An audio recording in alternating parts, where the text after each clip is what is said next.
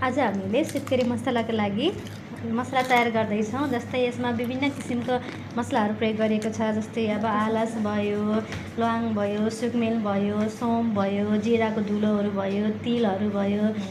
त्यसमा नि अझै विभिन्न किसिमका जडीबुटीहरू मिसाएका छौँ। कति कुरा अब हामीलाई पनि राम्रोसँग नाम पनि थाहा भएन। सँगसँगै हामीले यता मखना, बदाम, नरिवल, त्यसपछि काजु, सबै जति पनि ड्राई फ्रुटहरू हुन्छ सब मिक्स गरेर आज चाहिँ एउटा स्पेसल खालको राम्रो सुत्केरी मसला प्रयोग गरेर बनाएका छौँ, जुन चाहिँ सबैको लागि खान मिल्नेछ। बच्चाको लागि, साना ठुला सबैको लागि उपयोगी हुनेछ।